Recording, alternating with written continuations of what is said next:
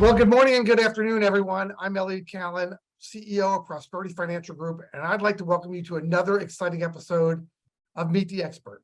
Today, probably a subject that you know very little about, very interesting. It's about selling your life insurance policy, or what a life settlement is all about. Something we've never talked about on these shows before. If you need to reach me, I'm at Elliot, E-L-L-I-O-T, at prosperityfinancialgroup.com. 925-314-8503, or the website is www.prosperityfinancialgroup.com. So let me welcome our guest here today. Very exciting, Eric Carpenter of Abacus Life. Welcome, Eric. Well, thanks a lot. Happy to be here. Actually, really excited. Thank you. He's the regional director here. And why don't we describe what a life settlement is, and then also what buying a policy even means in English, and why would somebody sell their policy, and what kind of policies get sold? So let's start with what a life settlement is. Let's start with that. Yeah, absolutely. Well, first of all, thanks, Elliot, for letting me be on. I'm excited to be working with you. And you're right, life settlements is a very either misunderstood or most likely not even understood at all. So I'm glad to be able to have an opportunity to educate and share. So, I mean, by definition, a life settlement, the technical term for selling it's a technical term for selling your life insurance policy to an institutional investor. And it's important that that word institutional is involved. And most people don't know that the life insurance policy is their own property. Okay, it's their property. It's not the insurance company's property. And typically, especially for seniors, it might be their largest asset.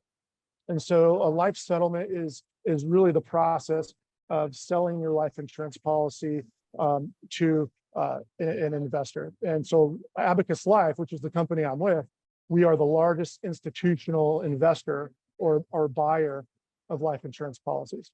So that's kind of what a life settlement, like a technical term for life settlement, is. Okay. And so we're not talking about term policies now. We're talking about permanent policies, variable universal life, index life, whole life, those type of policies, correct? You would be surprised. So when I got into this, so let me back up a little bit. I've been in the life insurance long-term care industry for over 20 years. And I love insurance. I think that life insurance and long-term care should be a part of everyone's planning. I know it's a part of Prosperity's. But like I said, life settlements are a whole nother, it's a concept that most people don't know about. But believe it or not, I just found this out a year and a half ago, that term insurance, we buy term policies all the time. And I can take you through all the reasons why someone might sell their life insurance policy. But on the what type of policies, we buy term insurance policies. Our most favorite is GUL, so guaranteed universal life, or secondary universal life. But we have bought variable policies. We don't normally buy whole life, because whole life typically will have a larger surrender value. And so if it wouldn't make sense, if we can't buy the policy for more than the surrender value, then of course it would make no sense for the buyer. I mean, for the seller. So absolutely buy term policies, which, think about it, that's like a win-win-win, because term policies are like renting a death benefit. It's not an asset per se. There's no cash value. But we buy term policies, we'll convert the policy, then we take over the payments and we become the beneficiaries. And we buy them out. Obviously, it'll be less than what the death benefit is, but it's a win-win. And I'll give you an example what would happen. So let's say you had two business owners and they're 65 years old and they have buy-sells on each other. And those typically are like 10-year, 20-year term. And so what happens is, let's say the business is sold and then they don't need the policies anymore. And most of the time, so they just let it lapse. Well, why not come to us? We'll price it out within, really, it takes us a day. All we need is an in-force illustration, and we can find out whether or not that policy's got a value out there on the secondary market. That's pretty interesting. I know it's different for a lot of people. Let's talk about the individual person. I'm in my 30s, I'm in my 40s. I bought a life insurance policy. I have little kids. Now I'm in my 60s. I'm set financially. I don't really need the life insurance. It's nice. As my friend who sells life insurance said, couldn't everybody use another $500,000 upon death? But assuming they don't, and so I see these commercials on TV, sell you part of your entire policy. You've seen them too. They advertise here all over Northern California.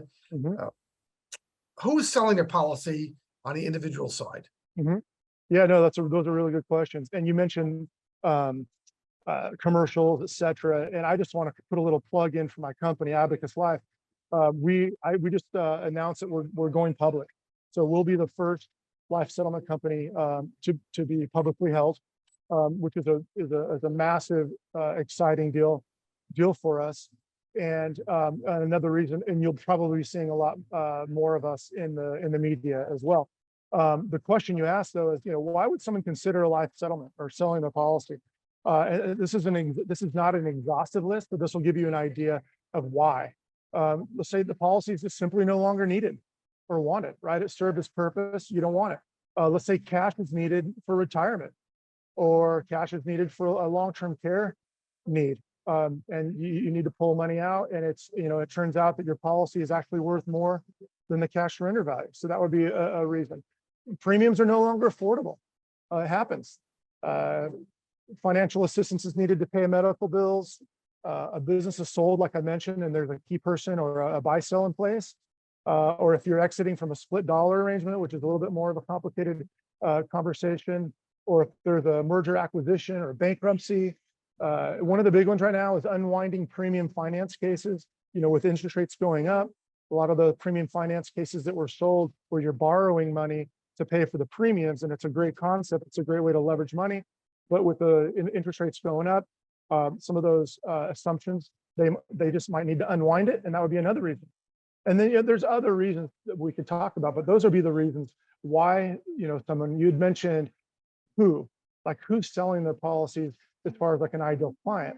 So an ideal client, Elliot, is typically if you want to be 75 years old or older if you're healthy. If it's a healthy client and you're 75 plus years old, we would be able to potentially, price out that policy, and it might make sense. Now, if you're younger than that, that's fine, but there typically would need to be some type of a medical impairment. Okay. And then of course, if there's a critical or terminal situation, then of course it doesn't really matter how old you are. You could be 40 years old, but if your life expectancy is 2 or 3 years, and that obviously that policy will price.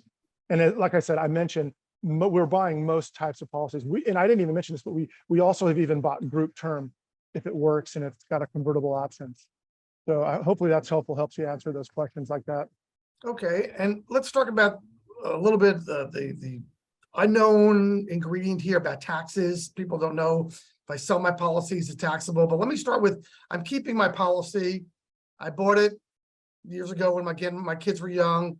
Now it's got 400,000 of cash in there. It's worth $1 million, and it's owned by me. And that time my kids are the beneficiary or whomever, but there's only one parent left, and I'm the only parent here.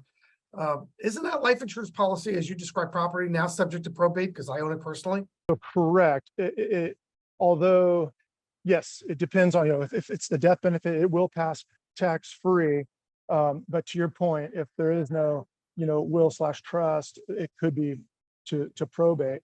If I know that if I own a policy and I die owning that policy, that is subject to probate if it's not part of my trust in California anyway. Mm-hmm. And then we also know that you never want the beneficiary, unless you've got a family dynamic issue, you never want the beneficiary to be your trust. You want it to be actual people.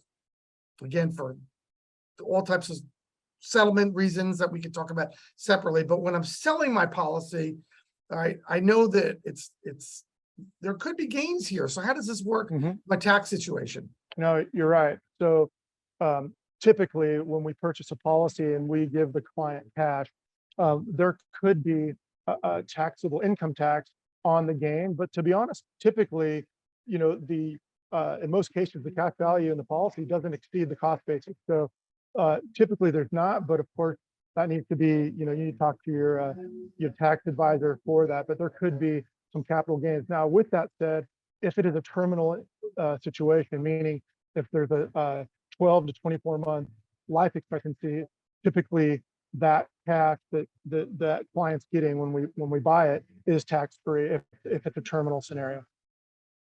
Okay, so does anybody just, with these permanent policies, the variable universal life, the index and universal and so forth, does anybody just say at the end of the day, the heck with this, I don't want to sell it, I'll just cash it in and I'll be done with it? Or does that just a bad business decision? Listen, what's important is that your client knows that there might be another option.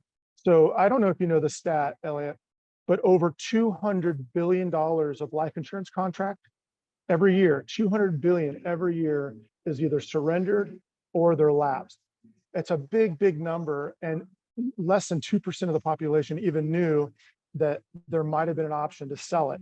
So what we do in that scenario is, let's say you did have $400,000 of cash in the policy, and you're either wanting or needing the cash. What we'll do is we'll analyze the policy and we'll find out if the market value is worth more than the cash value, obviously, or the cash surrender value. If the cash surrender value is more, then of course you would surrender it and take the cash. I mean, ideally, honestly, the ideally is you keep the policy in force because you bought life insurance for a reason. Obviously, the death benefit is going to be more than what you would get for a settlement. But like I said, there's so many different reasons to sell it. But ultimately, I do think it's worth your time as an advisor and as your client to find out if there's a fair market value out there. If it's more than the cash surrender value, then it's a no-brainer. And obviously, if it's term insurance, for sure a no-brainer. Don't let that thing lapse unless you get it priced to see if if it's an asset for you. Okay, so let's talk for a moment. Thanks, Eric. And we're talking with Eric Carpenter from Abacus Life about life settlements, basically selling your life insurance policy. It's an unusual subject. Some people have seen commercials on TV. You can reach me at www.prosperityfinancialgroup.com, 925-314-8503. Then reach out to me anytime you'd like, Elliot at prosperityfinancialgroup.com. So let's talk about term insurance and selling term, because I didn't even know that you could do that. Right. And you mentioned earlier in the show that basically you need to be either have a terminal illness or you need to be 75 or above. Is that still true with the term policy? Yeah, it's not going to matter what type of policy that you're dealing with. This thing comes down to cost of insurance and life expectancy. It's really truly a math equation. So, and typically it won't price unless you're older than 75 or if you've got some kind of a medical impairment. And those would be the two possibilities that would make it potentially you could sell that policy for some value, but it doesn't matter if it's term or not. So if I'm doing financial planning for people are thinking about, look, I'm in my 60s and maybe I should buy a 15-year term policy for myself. And now in the middle of their 70s, they're thinking, I really don't need it anymore. My kids are set, they're in their 40s and 50s. I'm in my 70s. Mm-hmm. Is that a good target market for you? Absolutely. Absolutely. That's a great target market. And like I said, business owners who are about that age or older is also a great opportunity. Yeah, the nice part about what I'm saying on that, Eric, which is great, is and you're doing planning, there's a short-term need for a lot of times for life insurance, and the long-term is going to go away. And so people say, well, then I'm not going to buy it because it's a bad use of my money. But if you have an alternative to say, wait, I have an asset here that I'm going to sell anyway in the next 5 to 10 years, no matter what, but I need it for the next 5 to 10 years. But price-wise, I want to do a term of 15 or 20. Now you create an alternative for these people that they didn't even know existed. I agree. Yes, sir. Yep. And then also, like you could have clients that bought, 20 and 30-year term a long time ago that maybe now that their health is impaired and they can't get life insurance and that term policies come and due. I mean, that's why you should always be, clients should always be having their life insurance evaluated, right? And do an audit on those things, because here's another thing. Life insurance, just in the last 5 years, has dramatically changed. The types of policies, the products, they've become, they have living benefits now. And so these are all reasons why you want to be having your policy reviewed to find out, one, is it the right amount? Do you need it anymore? All of that. And selling your policy is an unknown possibility. Okay. And then when they see these commercials on TV, Mhm. that we see with this older couple and grandchildren. I know they're actors because I've actually seen that gentleman in different commercials. For a moment, I feel like they're my grandparents, but then I realized this is a commercial. It's a very effective commercial, or I wouldn't think that. Where they're sitting on a chair at the end, and these, kids that are running, grandchildren are running towards them with open arms and so forth, and they don't need their policies anymore. Is there a difference in companies of what people can get? Do they need to shop this with Abacus Life and not just the one on TV and accept the quote? Listen, first of all, that is a great question. And there's a difference between a life settlement provider and a life settlement broker. All right. And a life, and what we're a life settlement provider. And what that means is we have access to lots and lots of funds, like money sources, like huge private equity firms, like pension plans. And so what we do is we have relationships with, 5, 6, 7, 8, depending upon the case, of all these funds that bid for these policies. Believe it or not, it is a very, very sought after asset, because it's an asset. If you think about it, it's an asset uncorrelated to the market. And so what they do is they take these policies and they put them all together in a portfolio, and then private equity firms, like I said, pension firms and others, they buy this as part of their portfolio. And so really the main reason why you want to go with Abacus is we have access to all those funds, but two, we also are one of the few, if not the only firm that has an exclusive arrangement with one of the largest, if not the largest, private equity firm as well. So we have access to money that, and so what we do is we pit the funds against each other, and they make bids based on what they're seeing as far as life expectancy and the policies we present. So absolutely, that's a great question. You also want to look at the fact, like these commercials, they're really encouraging the client to go direct to them, and they're leaving the advisor out, Elliot. They're leaving you and other financial advisors out. I think it's important that you're the one as an advisor taking your client to the market and standing next to them and being, a part of that process. Because a lot of the times, if it's client direct, these providers can take advantage of the client because the client's not savvy, and they can just throw out a number that the client would not know otherwise would exist. Whereas with us, that's never going to happen. Yeah, Eric, what's really interesting is I hear conversation all the time about how did Warren Buffett make his money, Berkshire Hathaway, and people don't realize, and they made money lots of ways. I mean, these people are brilliant, but he did it through this exact way of making money by bought companies that bought life insurance policies over the years and made a fortune just doing that. It wasn't just picking out companies that are public and being at the right time at the right place, but these are cash cows because people die and they leave big settlements and they don't need them anymore. They don't want to pay for them anymore. And that's exactly the niche that we've been talking about here. Can I just also interrupt? There's a form of settlement that I didn't mention. And what we call it a hybrid, all right, or retained death benefit, or RDB. And this is a scenario where you have a client that still wants to leave a death benefit, right? Let's say they've got a $5 million policy. They still want to leave a little bit of a death benefit to their heirs, but they also want to cash out and not have to pay the premiums anymore. So what we do with that is it's called a retained death benefit. And we'll end up buying the policy like we've been talking about, but instead of giving them all cash offer, we'll retain some of the death benefits. So their beneficiary, let's say it's a church or a charity or their kids or a trust, whatever it is, they can retain a certain amount of that death benefit, and then we can also give them cash. So it's a really great a solution depending upon the scenarios that are going on. I met with it was a really unfortunate scenario with a financial advisor actually who owned 4 policies on himself, right? So he sold himself 4 policies.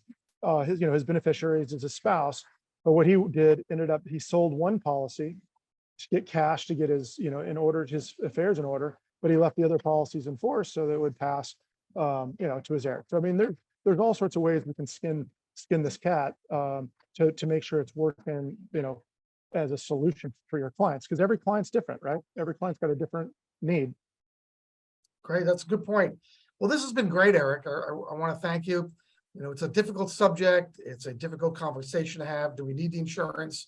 And now, because of the information that you've disseminated, you've now got people now have an option that they can talk to us about to bring somebody in like yourself to help out and get a quote and realize that there's a fair way to deal with their life insurance and not just take the first quote and not just tear up your policy and throw it in the garbage and say, I'm not paying for it anymore. And now that's the insurance company gets to keep all that premium and basically all that cash value, and instead of them reaping the rewards. No, it's true. The insurance carriers don't like us that much if you think about it, because they priced into the policy lapse rate, and that lapse rate, they know that the public, for term insurance, for example, I don't know if you know this, but in term insurance, less than 2% of the death benefit pays, and the insurance carriers know that, right? So they price that into the product. So when we keep these things enforced for the life, so they're not super happy about that. Another thing, let me leave you with this, Elliot. If you want to do this, Abacus, we have a pretty nifty tool for you as a financial advisor. It's a calculator that your clients could go onto your website, plug in their little, really 5 little things, they're a male, female, death benefit amount, type of policy, boom. And then it'll come out and give them an idea of what their policy might sell for. And so I can get you more information on that if you wanted to have that as a resource for your clients. But it's been a really great tool for us, just because it's a super simple way to kind of get an idea of whether or not your policy pays, or has a value, I should say. Eric, that's great. Thank you. The answer to that, of course, is yes. Great. So we've been talking with Eric Carpenter on life settlements and selling your life insurance policy. It's great. We really appreciate your time. Eric, thank you. Absolutely. I appreciate you. And everybody knows how to reach me, Elliot, ELLIOT, at prosperityfinancialgroup.com. Have a great day.